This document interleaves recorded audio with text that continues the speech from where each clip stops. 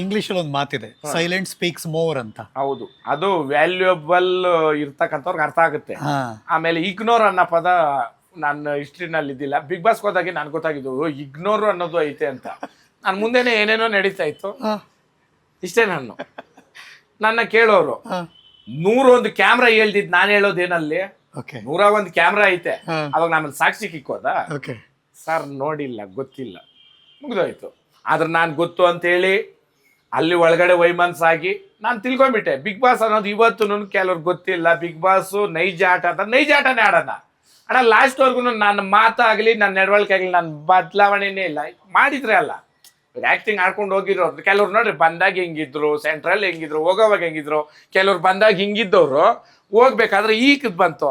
Starting ಇಂದಾನೆ ಇದೇ ಇರ್ಬೋದಾಗಿತ್ತಲ್ಲ. ಈ ಕಾಲ ಹಾಕೋದು ಅರ್ಥ ಮಾಡ್ರಿ. ಹಿಂಗಿದ್ದವ್ರು 3 ದಿನ ಫೈನಲ್ ಐತೆ ಹಿಂಗ್ ಬಂತು. ಯಪ್ಪ ಇದೇನು ಇದು, ಇಷ್ಟು ಹಿಂಗೂ ಇರ್ಬೋದಾ ಮನುಷ್ಯರು, ಹಿಂಗೂ ಇರ್ಬೋದಾ ಅಂದ್ರೆ ಇನ್ನು ಈಚೆಗೆ ಹೋಗ್ಬಿಡ್ತೀನಿ. ಇವಾಗ ನಾನು ವೇ ಆಫ್ ಇದು ಹಿಂಗಿರ್ಬೇಕು ಅನ್ನೋದು ವ್ಯರ್ಥ. ಕರೆಕ್ಟ್ ತಾನೆ? ಅಷ್ಟಿಲ್ದೆ ಬಿಗ್ ಬಾಸ್ ಸೀಸನ್ 10 ನಲ್ಲಿ ಹಳ್ಳಿಕಾರ್ ವರ್ತೂರ್ ಸಂತೋಷ್ ಟಾಪ್ 4 ಬಂದ್ರು. ಹೌದಣ್ಣ. ಅಣ್ಣ ನಾನೇನ್ ಹೇಳ್ತೀನಿ ಅಂದ್ರೆ ಟಾಪ್ 5 ಅನ್ನೋದು ಏನೈತೆ, ಅವ್ರ 5 ಜನನು ವಿನ್ನರ್ಸೇ. ಅಲ್ಲಿ ಒಳಗಡೆ ವ್ಯತ್ಯಾಸಗಳು ನಡೆದಿರ್ಬೋದೇನೋ ಭಗವಂತನ ಗೊತ್ತು, ಯಾಕಂತಂದ್ರೆ ಅದನ್ನ ನಾನು ಹೇಳಲಾರೆ. ಬಟ್ ನನ್ನ ಲೆಕ್ಕದಲ್ಲಿ ಆ 5 ಜನನು ಗೆದ್ದಿರೋದೇನೆ.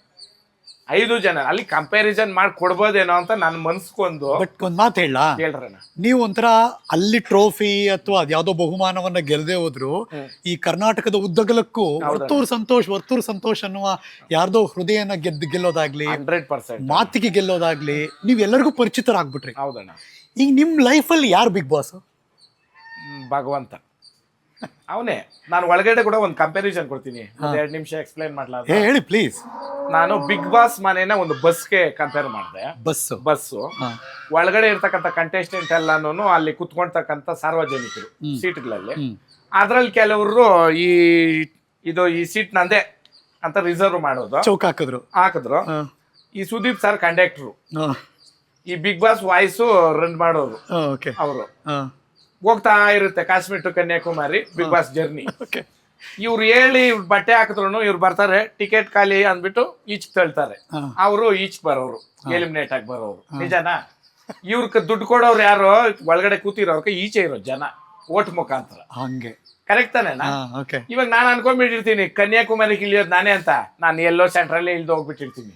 ನನಗೆ ಗೊತ್ತೇ ಇಲ್ಲ ಕನ್ಯಾಕುಮಾರಿಗೆ ಹೋಗ್ತೀನೋ ಇಲ್ಲ ಅಂತ. ನನ್ನ ಸೀಟ್ ಅಲ್ಲಿ ರಿಸರ್ವ್ ಇರುತ್ತೆ. ಸೊ ಪ್ರಯಾಣ ಮಾಡುವವರಿಗೆ ನಾವು ಎಲ್ಲಿ ಇಳ್ಕತ್ತೀವಿ ಅಂತ ಗೊತ್ತಿಲ್ಲ. 100%. ಇದು ನಿಜ ತಾನೆ. ಈ ಜೀವನನೂ ಅಷ್ಟೇ ತಾನೆ. ಸೆಂಟ್ರಲ್ ಸಾಯವನು ಅಣ್ಣ, ನಾಳೆ ಸಾಯವನು ಇವತ್ತು ಕೋಟ್ಯಾಂತರ ರೂಪಾಯಿ ಮೋಸ ಮಾಡಿರ್ತಾನೆ. ಅವ್ನು ಗೊತ್ತೇ ಇಲ್ಲ ನಾಳೆ ಹೇಗೆ ಬಿದ್ದೋತೀನಿ ಅಂತ ಅಲ್ವಾ? ಈ ಬಿಗ್ ಬಾಸ್ ಜರ್ನಿ ಸಿಂಪಲ್ ಆಗಿ ತಿಳ್ಕೊಂಡು ನಾನು ಅಲ್ಲಿ ಜೀವನ ತಿಳ್ಕೊಂಡ್ಬಿಟ್ಟೆ. ಇನ್ನೂ ಚೆನ್ನಾಗಿ ತಿಳ್ಕೊಂಡೆ ನಾನು. ನೋಡ್ರಿ, ಅವ್ನು ಎಲಿಮಿನೇಟ್ ಆಗ್ತಾನೆ, ಅವ್ನಿಗೆ ಗೊತ್ತಿಲ್ಲ. ನಾಮಿನೇಷನ್ ಮಾಡ್ಬೋದು, ಬಟ್ ಎಲಿಮಿನೇಷನ್ ಅನ್ನೋದು ಜನ ಮಾಡ್ಬೇಕು. ಅಲ್ಲಿ ಅವ್ನ್ ಗೊತ್ತೇ ಇಲ್ಲ, ಬಟ್ ಅವ್ನು ಎಗರ್ತಾ ಇರ್ತಾನೆ. ಯಾವ ಮಟ್ಟಕ್ಕಂದ್ರೆ ಟ್ರೋಫಿ ಅವಂದೇ ಅನ್ನೋ ಮಟ್ಟಕ್ಕ. ಅಲ್ಲಿ ನೀವೀಗ ಹೊರಗೆ ಬರ್ಬೇಕು 5 ನಿಮಿಷ ಅಂದವಾಗ ಆ ಕಣ್ಣಲ್ಲಿ ನೀರ್ ನೋಡ್ದಲ್ಲ, ಅಯ್ಯಯ್ಯೋ ನೋಡಯ್ಯ ನೀವ್ ರಿಯಲ್ ಲೈಫ್ ನೋಡಿ ಇಲ್ಲ ಐತೆ ಅಂತ ತಿಳ್ಕೊಂಡೆ ನಾನು. ಆಮೇಲೆ ಎಷ್ಟೋ ಬಾರಿ ನಾನು ಹೊರಗಡೆ ಬರ್ಬೇಕು ನೋಡಿ, ಇಲ್ಲಿ ಸೂಸೈಡ್ ಮಾಡ್ಕೊಳಕ ಅದಕ್ಕೆಲ್ಲ ಇದ್ ಮಾಡ್ರು ಸಾಯಕ್ಕಾಗಲ್ಲ. ಅದನ್ನ ನಾನು ಅಲ್ಲಿ ಹೊರಗಡೆ ಬರ್ಬೇಕಂದವಾಗ ಅದ್ ನಾನು ಅದಕ್ಕೆ ಕಂಪೇರ್ ಮಾಡ್ತೀನಿ. ಬಿಟ್ಟಿಲ್ಲ, ಅರ್ಥ ಆಯ್ತಾ? ಫೈನಲ್ ನೀನ್ ಇರ್ಬೇಕ, ನಿನ್ ಹೆಂಗ ಬಿಡಕ್ ಸಾಧ್ಯ ಅಂತ ಆಮೇಲೆ ಕನ್ವಿನ್ಸ್ ಮಾಡಕ ನಮ್ಮ ಮನೆಯವ್ರನ್ನ ಕಳ್ಸು. ಆ ರೀತಿ ಆ ಡಾಕ್ಟರ್ ಆ ಟೈಮ್ ಹಾಸ್ಪಿಟ್ಲಿಗೆ ಹೋಗೋದು ಲೆಕ್ಕ. ಇದನ್ನ ಹಿಂಗ್ ಕಂಪ್ಯಾರಿಸನ್ ಮಾಡ್ಕೊಂಡ್ಬಿಟ್ಟೆ ನಾನೇನೇನೆ. ಅವಾಗ ಒಂದು ಅಟ್ಯಾಚ್ಮೆಂಟ್ ಬೆಳೆದ್ಬಿಡ್ತಲ್ಲ ಒಬ್ರಿಗೊಬ್ರು. 100%. ನಾನು ಯಾರೇ ಆಗ್ಲಿ ನೋಡೋಣ, ಶತ್ರುಗಳನ್ನ ನಾವು 1 ತಿಂಗಳು ಒಂದು ಬಾಕ್ಸ್ ಅಲ್ಲಿ ಹಾಕ್ರೆ ಮಿತ್ರರಲ್ಲ, ಅವ್ರ ಪ್ರಾಣ ಸ್ನೇಹಿತರಾಗಿ ಈಚೆ ಬರ್ತಾರೆ. ಇದು 100%. ಯಾಕಂತಂದ್ರೆ ಬೇರೆ ಮುಖಗಳಿಲ್ಲ, ಬೇರೆ ಮಾತಾಡಕ್ಕೆ ಯಾರು ಇದಿಲ್ಲ. ಆಮೇಲೆ ಏಲಿಯನ್ಸ್ ಅಲ್ಲ ನಾವು, ನಮ್ಗೇನು ನಾವು ಏನಂತೀರ ಬಾಂಡಿಂಗ್ ಬೇಕು, ಮಾತಾಡಕ್ ಬೇಕು. ನಿಜನಾ? ಭಾವನೆಗಳನ್ನ ಶೇರ್ ಮಾಡಿ 100% ಅಣ್ಣ. ಆಮೇಲೆ ನಾನು ಹೆಂಗೆ ಅಂದ್ರೆ ಅಣ್ಣ, ಕಂಫರ್ಟ್ ಅನ್ನೋದು ನನ್ಗಿಲ್ಲ. ಅಂದ್ರೆ ಇರೋದ್ರಲ್ಲಿ ಹಂಗೆ ನಡ್ಕೊಂಡು ಹೋಗ್ಬೇಕು, ಹಿಂಗೆ ಬೇಕು ಹಿಂಗೆ ಆಗ್ಬೇಕು ಅಂತ ಏನಿಲ್ಲ. ರುಚಿಗಳಕ ಗೌರವ ನನ್ ಪರ್ಸನಲ್ ಐತೆ. ಸಭೆ ಸಮಾರಂಭ ಅಂತ ಹೋದ್ರೆ ಅದ್ ಎಂತದೇ ಮಾಡಿರ್ಲಿ ಗೌರವ. ಯಾಕಂದ್ರೆ ಇಲ್ಲಿಂದ ಇಲ್ಲೋರ್ಗು ಟೇಸ್ಟ್ ಏನಪ್ಪ ಚೆನ್ನಾಗೈತೆ, ಏನೋ ಸೂಪರ್ ಅಂತ. ಅಣ್ಣ ಕಲ್ಲು ತಿಂದ್ರು ಇಲ್ಲಿಂದ ಕೆಳಕ್ಕೆ ಎಲ್ಲ ಹೋಗ್ಬೇಕು.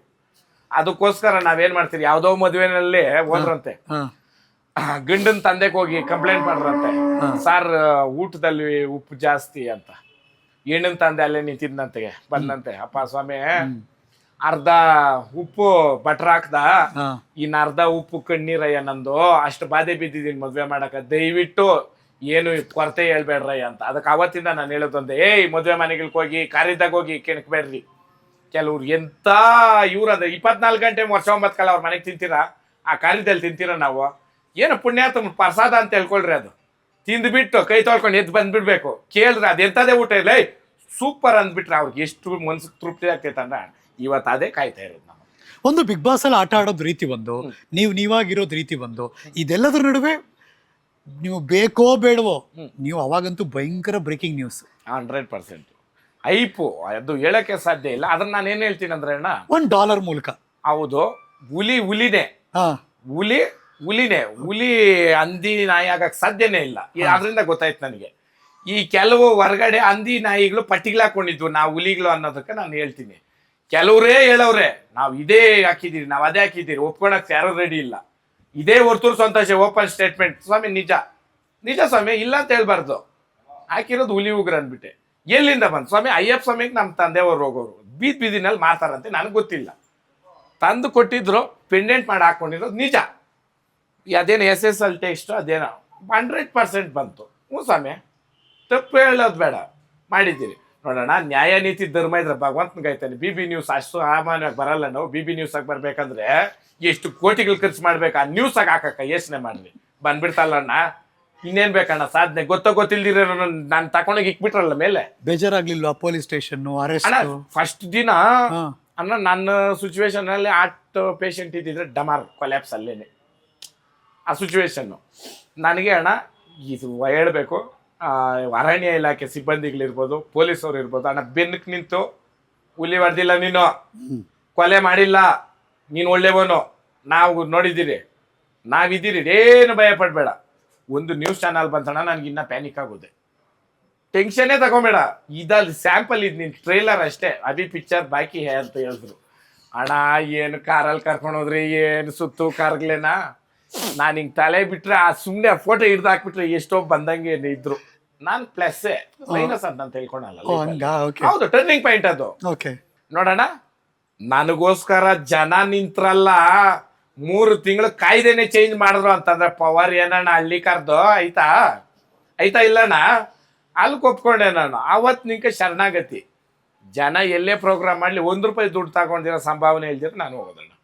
ಅಲ್ಲ ನೀವು ಓಕೆ, ಈ ಹುಲಿ ಉಗ್ರು ನೀವ್ ಅರೆಸ್ಟ್ ಆದ್ರಿ, ಆಮೇಲೆ ನೀವ್ ಆಚೆ ಬಂದ್ರಿ. ಅದನ್ನೇ ನಾನು ಹೇಳಿದ್ದು, ಪಟ್ಟಿಗಳು ಕಟ್ಟಿರೋ ನಾಯಿ ಹಂದಿಕೆ ಯಾಕೆ ಹೇಳ್ದೆ ಅಂದ್ರೆ, ಅವತ್ತು ನಾನೇ ಹೇಳಿರ್ತೀನಿ ಜಂಬಕ್ಕೋ ಇನ್ನೊಂದಕ್ಕೋ, ಈ ಅದೇನೋ ಹೇಳ್ತಾರಲ್ಲ ಡೈ ಸಿಚುವೇಶನ್ ಬಂದಾಗ ನಾನೇ ಅಲ್ಲ ಅದು ಅಂದ್ಬಿಡೋದು ಎಷ್ಟು ಸುಲಭ. ಅಲ್ಲ ನೀವು ನಿಮ್ ಲೈಫ್ ಹಂಗಾದ್ರೆ ನೋಡಿ, ನಿಮ್ಮಿಂದ ಯಾರ್ಯಾರೋ ಸೆಲೆಬ್ರಿಟಿಗಳಿಗೆಲ್ಲ ಎಫೆಕ್ಟ್ ಆಗೋಯ್ತು. ಎಫೆಕ್ಟ್ ಆಗಿಲ್ಲ 1% ಕೂಡ ಆಗಿಲ್ಲ. ನೋಡ್ರಣ, ನನಗೆ ಒಂದು ಕಾರ್ಯಕ್ರಮದಲ್ಲಿ ನನ್ನ ಬಂದು ಪಿಕ್ ಮಾಡಿದ್ರು. ನಿನ್ಗೆ ನಾನು ಹೇಳ್ತೀನಿ, ನಿನ್ನ ಸರ್ಚ್ ಮಾಡಕ್ ಬರ್ತಾ ಇದ್ದೀನಿ ಅಂದ್ರೆ ಎಂತ ಲಾಜಿಕ್ ಇದು? ಅಲ್ಲಿಂದ ಇಲ್ಲಿ ಬರೋಷ್ಟ್ರಲ್ಲಿ ಏನ್ ಮಾಡಕ್ ಸಾಧ್ಯ ಇಲ್ಲ. ಬಿಳೆಕ್ ಹಾಕಿ ಕರೆಕ್ ಹಾಕಿ ಮಾಡಕ್ ಆಗಲ್ಲ, ಆಗತ್ತಾ ಇಲ್ಲಣ್ಣ? ಸಿಂಪಲ್. ನನ್ಗೆ ಇಂಟಿಮೇಶನ್ ಕೊಟ್ಟಿದ್ರೆ ಅದ್ರ ಲೆಕ್ಕಾಚಾರ ಬೇರೆ ಇರ್ಬೋದಾಗಿತ್ತೇನೋ, ಮಾಡ್ತಾ ಇದ್ದೆ ಅಂತ ಗೊತ್ತಿಲ್ಲ, ಇರ್ಬೋದಾಗಿತ್ತೇನೋ. ಇಂಟಿಮೇಶನ್ ಕೊಟ್ಟು ನಾನು ನಿಮ್ ಮನೆಗೆ ಬರ್ತೀನಿ, ಸಿಂಪಲ್ ಬೆಳ್ಳುಳ್ಳಿಗಳು ತಂದಿಕ್ಬೋದು ಅಲ್ವಾ, ಇಲ್ಲ ಪ್ಲಾಸ್ಟಿಕ್ ಕಟ್ ಮಾಡಿಕ್ಬೋದು, ಮುಗೀತು. ಹೇಳ್ದೆ ಹೋಗ್ಬೇಕಾಗಿತ್ತು ಅಂತ ಹೇಳಿದೆ, ಹೋಗ್ಬೇಕಾಗಿತ್ತು ಅಂತಲ್ಲ. ನೀವು ಒಂದು ಪ್ರಶ್ನೆ ಹೇಳಿದ್ರಿ, ನಿಮ್ಮಿಂದ ಇಂಥವ್ರಿಗೆಲ್ಲ ಅಂತ ಯಾರಿಗೂ ಎಫೆಕ್ಟ್ ಆಗಿಲ್ಲಲ್ಲ. ಅಲ್ಲಿ ಪ್ಲಾಸ್ಟಿಕ್ಗಳು ಬಂದಾಗ ಏನ್ ಎಫೆಕ್ಟ್ ಆಯ್ತು? ಸುಮ್ಮನೆ ಬಂದ್ರು, ಡಸ್ಟ್ಬಿನ್ ಹಾಕ್ರಿ ಅಂದ್ಬಿಟ್ಟು ಹೋದ್ರು. ನಿಜನೇನಣ್ಣ? ಯಾಕೆ ಹೊರ್ತೂರು ಸಂತೋಷನೇ ಅಲ್ಲಿ ಇಟ್ಕೊಂಡ್ರು ಅಂದ್ರೆ, ಹೊರ್ತೂರು ಸಂತೋಷ ಕೊಟ್ಟಿರೋದು ಒರಿಜಿನಲ್ ಉಗ್ರೇನೇನೆ ಅಲ್ವಾ? ಇವಾಗಲೂ ಬಿಗ್ ಬಾಸ್ ನೋಡ್ತೀರಿ? ನೋಡ್ತೀನಿ ಅಣ್ಣ, ಈ ಸೀಸನ್ ನೋಡ್ತೀರಿ? ನೋಡ್ತೀನಿ. ನಿಮ್ ಸೀಸನ್ ಆದ್ಮೇಲೆ ಹೇಗೆ ಅನಿಸ್ತಿತ್ತು ಬೇರೆ ಸೀಸನ್ಗಳೆಲ್ಲ? ಕೆಲವೊಂದೆಲ್ಲಾನು ನಗ್ಬೇಕೋ, ಇಲ್ಲ ಅಳ್ಬೇಕೋ, ಇಲ್ಲ ಟಿವಿ ಆಫ್ ಮಾಡ್ಬೇಕೋ ಗೊತ್ತಿಲ್ಲ. ಸೀಸನ್ 12ಕ್ಕೆ 11 ಸ್ವಲ್ಪ ಹಂಗಿತ್ತು, 12 ಹಂಗ ಅನಿಸ್ತಾ ಇತ್ತು. ಯಾಕಂತಂದ್ರೆ ಜಗಳನೇ ಮೇನ್ ಕಾನ್ಸೆಪ್ಟ್ ಇಟ್ಕೊಂಡ್ಬಿಟ್ಟವ್ರೆ. ನಾವೇನಾದ್ರೂ ಸ್ವಲ್ಪ ಕಾಣಿಸ್ಕೊಬೇಕು ಅಂದ್ರೆ ಜಗಳ ಆಡ್ಬೇಕು, ಅದು ವಾಂಟೆಡ್ಲಿ ಕಾಣಿಸ್ತಾ ಇತ್ತಲ್ಲಣ್ಣ. ಸುಮ್ಮನೆ ಇರೋರೆಲ್ಲ ರೈಸ್ ಆಗೋದು, ಅದು ಇದು ಅವಶ್ಯಕತೆ ಐತಾ? ಯಾಕಂದ್ರೆ ನಾನು ಅದೇ ಮನೆಯಲ್ಲಿ ಇದ್ದೀನಿ, ಅಂದ್ರೆ ನಮ್ಗೆ ಪ್ಲಸ್ ಇಲ್ಲ ಅದ್ರಣ್ಣ, ನಮ್ಗೆ ಊಟ ಯಾವುದೇ ಕಾರಣಕ್ಕೂ ಕಳಿಸಿಲ್ಲ, ನಾವೇ ಮಾಡ್ಕೊಳ್ತಾ ಇದ್ದಲ್ಲ. ಬಾಂಡಿಂಗ್ ಅಲ್ಲೂ ಇಂಪ್ರೂವೈಸ್ ಆಯ್ತು. ಆಮೇಲೆ ಅದೇನೋ ಸಮರ್ಥರು ಅಂತ ಮಾಡಲ್ಲ, ಅದು ಇನ್ನೂ ಸೂಪರ್. ನಾವು ಅಸಮರ್ಥನೇ ಫೈನಲಿಸ್ಟ್ಗಳು, ಅದೊಂದು ತಿಳ್ಕೊಳ್ರಿ. ಅದ್ರಲ್ಲಿ ಆರೆಂಜ್ ಕಲರ್ ಬಟ್ಟೆ ಹಾಕಿದವ್ರೆ ಬಂದಿರೋದು ಫೈನಲ್ ಹಂಗೆ. ಒಬ್ರ ಇಬ್ರ ಮಿಸ್ ಇಲ್ಲ ಅಂದ್ರೆ ಪೂರ ನಾವೇ ಇರ್ತಾ ಇದ್ವಿ. ಯಾರು ಫೇವ್ರೆಟ್ ಕಂಟೆಸ್ಟೆಂಟ್ ಸೀಸನ್ 12 ಅಲ್ಲಿ ಬಿಗ್ ಬಾಸ್? ಮಲ್ಲಮ್ಮ ಇದ್ರು, ಆಚೆ ಬಂದ್ರು ಆಚೆ ಬಂದ್ರು. ಇವಾಗ ಇರೋರಲ್ಲಿ ಹೇಳಿದ್ರೆ ಕಾಂಪ್ಲಿಕೇಟೆಡ್ ಆಗುತ್ತೆ. ಇನ್ನ ಸ್ವಲ್ಪ ಆಟ ಮುಗಿ ಸ್ವಲ್ಪ ಮುಂದುವರಿಲಿ. ಟಾಪ್ 3 ಹೇಳಿ. ಇಲ್ಲ ಸ್ವಲ್ಪ ಮುಂದುವರಿಲ್ಲಣ್ಣ, ಯಾಕಂತಂದ್ರೆ ಇವಾಗೆಲ್ಲ ಏರುಪೇರ್ ಆಗ್ತೈತ್ ನೋಡ್ರಿ. ಈಗ ಯಾರು ಕೊನೆಯಲ್ಲಿದ್ರು ಅವರು ಮಿಡ್ಲ್ ಬಂದು ಮೇಲೆ ಎಕ್ತಾ ಇದಾರೆ, ಯಾರ ಮೇಲೆ ಇದ್ರು ಫುಲ್ ಡೌನ್ ಆಗ್ಬಿಟ್ಟವ್ರೆ ನಾನು ನೋಡಿರೋ ಪ್ರಕಾರ. ಆಮೇಲೆ ನಾವ್ ಅನ್ಕೊಂಡಂಗೆ ಈಚೆ ಯಾವ್ದೋ ಓಡ್ತೈತೆ ಇವ್ರೇ ಗೆಲ್ತಾರೆ, ಅದು 100% ಇಲ್ಲ, ಅದು ಸುಳ್ಳು. ಹೌದಾ? ಹೌದು, 100% ಅದು. ಆಮೇಲೆ ಎಲ್ಲಾ ತರದ್ದು ಹಾಕಿರೋದು ಕಣ. ಈ ಸಲ ಜಾಸ್ತಿ ಬಂದ್ಬಿಟ್ಟು ಇಂಡಸ್ಟ್ರಿ ವರ್ನೇ ಹಾಕಿರೋದಣ್ಣ. ಯಾರು ಹೊಸ ಕ್ಯಾಮ್ರಾ ನೋಡಿರೋರು ಮಲ್ಲಮ್ಮನ್ ಬಿಟ್ರೆ ಇನ್ನೆಲ್ಲಾನು ನೋಡಿರೋರು. ಸೊ ಅವ್ರಿಗೆ ಹೆಂಗ್ ನಡ್ಕೊಬೇಕು ಅನ್ನೋದು ಕಾನ್ಶಿಯಸ್ ತುಂಬಾ ಐತಲ್ಲ, ಆ ಕಾರಣಕ್ಕೆ ಅವ್ರು ಇನ್ನ ಓಪನ್ ಅಪ್ ಆಗ್ತಾ ಇಲ್ಲ. ಬಟ್ ಆದ್ರೂ ನಿಮ್ಗೆ ಬಿಗ್ ಬಾಸ್ ಮೇಲೆ ಭಯಂಕರ ಪ್ರೀತಿ ಅಲ್ಲ? ಹೌದಣ್ಣ, ನಾನು ಸೆಕೆಂಡ್ ರನ್ನರ್ ಅಪ್ 10 ಲಕ್ಷ ಕೊಡ್ತೀನಿ ಅಂತ ನಾನು ಇದನ್ನೇ ಕೇಳಕ್ ಬಂದೆ ನಾನು. ಅದೆಂಗದು ನೀವು ಬಿಗ್ ಬಾಸ್ ಇಲ್ಲಿ ಹೋಗಿ ಬಂದಿರೋರು ಅಷ್ಟೇ, ಇನ್ಯಾರೋ ಸ್ಪಾನ್ಸರ್ಶಿಪ್ ಇದೆ, ಇನ್ನೊಂದು ಚಾನಲ್ ಅವ್ರದ್ದು ಮಾಡ್ತಿದ್ದಾರೆ. ವೈ ಹಳ್ಳಿಕಾರ್ ವರ್ತೂರ್ ಸಂತೋಷ್ ಅವರು 10 ಲಕ್ಷ ರೂಪಾಯಿ ಬಹುಮಾನ ನನ್ನ ಕಡೆಯಿಂದ ಕೊಡ್ತೀನಿ, ಯಾಕೆ ಅಂದ್ರೆ ಅಣ್ಣ, ನಾನು ಅಲ್ಲಿ ಇದ್ನಲ್ಲ 5 ಅಲ್ಲಿ ಫಸ್ಟ್ನೇ ಅವನು ಸೆಕೆಂಡ್ನೇ ಅವನು 2 ಕೈಯಲ್ಲಿ ವ್ಯತ್ಯಾಸಗಳು ನೋಡ್ರಿ. 2 ಕೈನು ಅಲ್ಲಿ ಅರ್ಥ ಆದ ಪ್ರಕಾರ ಇಬ್ರು ವಿನ್ನರ್ ಮತ್ತು ರನ್ನರ್ 2 ವಿನ್ನರ್ಸ್ ಅಲ್ಲ. ಎಲ್ಲೋ ಇವ್ನ್ಗೆ ಏನು ಕೊಡ್ತಾನೆ ಇಲ್ಲ ರನ್ನರ್ ಅಪ್. ಯಾಕೆ 2 ಕೈ ಅಂತಂದವಾಗ ನಮ್ಗೆ ಈ ಕೈ ಎಷ್ಟು ಮುಖ್ಯನೋ ಈ ಕೈ ಅದಕ್ಕಿಂತ ಬಹಳ ಮುಖ್ಯ ನನ್ನ ಪ್ರಕಾರ. ಕೊಡೋಣ ಬಿಡ್ರಿ ಅಂತ. ಆಮೇಲೆ ಅಲ್ಲಿ ಅನ್ನ ತಿಂದಿದ್ದೀನಿ, ನಾವು ಎಲ್ಲೆಲ್ಲೋ ಏನೇನೋ ಮಾಡ್ತೀನಿ. ಆಮೇಲೆ ಕೆಲವರು ನನ್ಗೆ ಹೇಳೋದು, ಹಣ ಆಶ್ರಮಗಳು ಕೊಟ್ಟಿದ್ದೀನಿ ಸ್ವಾಮಿ, ಅದನ್ನು ಮಾಡ್ತೀರಾ? ಆಶ್ರಮಗಳಿಗೆ ಕೊಟ್ಟಿದ್ದೀನಿ, ದನಗಳು ದಾನ ಕೊಟ್ಟಿದ್ದೀನಿ ವಿತ್ ಪ್ರೂಫ್ಗಳು ಕೆಲವೇ. ನಾನು ಅದನ್ನ ಹೈಪ್ ಮಾಡಿ ತೋರಿಸಲ್ಲ. ಯಾಕೆ ಈ ಮಾತು ಹೇಳ್ತೀನಿ ಅಂದ್ರೆ, ನಾವು ಯಾರಿಗಾದ್ರೂ ಒಂದು ಗಿಫ್ಟ್ ಅಂತ ಕೊಟ್ಟಾಗ ನಾನು ಫ್ರೀಯಾಗಿ ಕೊಟ್ಟೆ, ಅದು ಎಷ್ಟು ಅಸಹ್ಯವಾಗಿ ಇರುತ್ತೆ ಅಂದ್ರೆ ಅದ್ರ ಬದಲು ಕೊಡ್ದಿರೇ ಇದ್ಬಿಡೋದ್ ಮೇಲೂ ನಮ್ಮ ಜನ ವಿಡಿಯೋ ಮಾಡಿ ಹಾಕ್ತಾರಲ್ಲ. ಅದು ಸರಿ ಅಣ್ಣ. ಇವಾಗ ನಾನೇನೇನೆ ಪ್ರತಿ ಬಾರಿ ಬಂದು ನಾನು ಇದು ಫ್ರೀಯಾಗಿ ಕೊಟ್ಟೆ, ನಾನು ಇದು ಫ್ರೀಯಾಗಿ ಕೊಟ್ಟೆ, ಇದು ಫ್ರೀಯಾಗಿ ಕೊಟ್ಟೆ ಅಂತಂದ್ರೆ ನನ್ನ ವ್ಯಕ್ತಿತ್ವ ಎಷ್ಟು ಡೌನ್ ಆಗ್ಬೇಕು. ಪಾಪ ತಗೊಂಡಿರೋನು ಏನಾನ ಆಗ್ಬೇಕು. ಅಯ್ಯಯ್ಯಪ್ಪ ಇದು ತಗೊಳೋ ಬದಲು ಸುಮ್ಮನೆ ಇದ್ದು ಬಿಟ್ಟಿದ್ರೆ ಮೇಲು ಅನ್ಸೋದಲ್ಲ. ಅದ್ರ ಬಗ್ಗೆ ಕ್ಲಾರಿಟಿಗಳು ಕೊಡೋದಂತೆ ವಿಡಿಯೋಗಳು. ನಗು ಬರುತ್ತೆ ನನಗೆ ಈ ವಿಚಾರ. ನೋಡ್ರಿ, ನಾನು ನಿಮ್ಗೆ ಇದು ಪ್ರೆಸೆಂಟ್ ಮಾಡ್ತೀನಿ ಸರ್, ತಗೊಳ್ಳಿ ಅಂತ. ಅಣ್ಣ ನಿಮ್ಗೆ ಇಷ್ಟ ಇದ್ರೆ ಯೂಸ್ ಮಾಡ್ಬೋದು, ನಿಮ್ಗೆ ಇಷ್ಟ ಇಲ್ಲ ಎಕ್ಸ್ಟ್ರಾ ಆಲ್ರೆಡಿ ನಿಮ್ಮ ಹತ್ರ ಫೋನ್ ಇದೆ, ಇದು ಯಾಕೆ ಕೊಟ್ಟಿದ್ದಾರೆ, ಅಟ್ಲೀಸ್ಟ್ ಇದು ಸುಮ್ಮನೆ ಇಟ್ಟರೆ ಹೋಗುತ್ತೆ. ಓಕೆ ಸರ್, ನಾನು ತಗೊಂಡಿರ್ತೀರಾ, ಸರಿ ಇದನ್ನ ನಮ್ಗೆ ಇನ್ನೊಬ್ರು ಯೂಸ್ ಮಾಡ್ಕೊಪ್ಪ ನೀನು. ಸರಿ, ಅವನೇನು ಮಾಡ್ತಾನೆ, ಸರ್ ನಾನು ಸುಮ್ಮನೆ ಎಲ್ಲ ಯೂಸ್ ಮಾಡಲ್ಲ ಸರ್, 10 ರೂಪಾಯಿ ಕೊಡ್ತೀನಿ ಸರ್. ಆಯ್ತೇನೋ ಹೋಗ, ಅದ ಅಲ್ಲಿ ಮುಗೀತು. ಬಟ್ ನಾನು ಇನ್ನೊಬ್ನ ಹತ್ರ ಹೋಗ್ಬಿಟ್ಟು, ಈ ಫೋನ್ ಯಾವ್ದು ಗೊತ್ತಾ, ನಾನು ಅವ್ರಿಗೆ ಫ್ರೀಯಾಗಿ ಕೊಟ್ಟಿದ್ದೆ. ಈ ಫೋನ್ ಯಾವ್ದು ಗೊತ್ತಾ, ನಾನು ಅವ್ರಿಗೆ ಫ್ರೀಯಾಗಿ ಕೊಟ್ಟಿದ್ದೆ. ಈ ಫೋನ್ ಯಾವ್ದು ಗೊತ್ತಾ, ನಾನು ಅವ್ರಿಗೆ ಫ್ರೀಯಾಗಿ ಕೊಟ್ಟಿದ್ದೆ. ನೀವು ಸತ್ತೋಗ್ತೀರಾ ಅಲ್ಲಿ. ಅಯ್ಯಪ್ಪ ಫ್ರೀ ಫೋನ್ ಆಯ್ತು ಸ್ವಾಮಿ, ನನಗೂ ಬೇಡ ನಿನಗೂ ಬೇಡ, ಈ ಫೋನೇ ಬೇಡ ಅಂತ ಎದ್ದು ಬಿಸಾಕ್ಬಿಡ್ತೀವಿ. ನಿಜನಾ? ಈ ಗಿಫ್ಟಿಂಗ್ ಅನ್ನೋದು ಕೆಲವ್ರಿಗೆ ಅರ್ಥನೇ ಗೊತ್ತಿಲ್ಲ ಅಣ್ಣ. ದಾನ ಮಾಡೋದೇ ಬಲಗೈಗೆ ಕೊಟ್ಟಿರೋದು ಎಡಗೈ ಗೊತ್ತಾಗಬಾರ್ದು ಅಂತಾರೆ. ಇನ್ನು ಗಿಫ್ಟ್ ಅಂದ್ರೆ ಇನ್ನ ಹೆಂಗಿರ್ಬೇಕಣ್ಣ. ನಿಜನಾ ಸುಳ್ಳ ನಾನು ಹೇಳ್ತಾ? ಸತ್ಯ ಸತ್ಯ. ಇದು ಏನ್ ಗೊತ್ತಾ, ನಾನು ಎಲ್ಲೋ ದೊಡ್ಡವನಾಗ್ಬೇಕು ಅನ್ಬಿಟ್ಟು ನೀನು ಸಾಯಿಸ್ತಾ ಇದ್ದೀನಿ, ವಾಂಟೆಡ್ಲಿ ಸಾಯಿಸ್ತಾ ಇದ್ದೀನಿ. Free free free free free ಈ ಫ್ರೀ ಭಾಗ್ಯನ ನಾವು ಸಮಯ ಅದು ಎಲ್ಲೋ ಒಂದಲ್ಲಿ ಬರುತ್ತೆ ಅಡ್ವರ್ಟೈಸ್ ಅಲ್ಲಿ. ಈ ಕೆಲವು ಗಿಫ್ಟ್ಗಳು ಕೊಟ್ಟಿರೋರು ನಗು ಬರುತ್ತಣ್ಣ ನನಗೆ, ಅದ್ರ ಬಗ್ಗೆ ಮಾತಾಡೋದಕ್ಕೆ ನಗು ಬರುತ್ತೆ.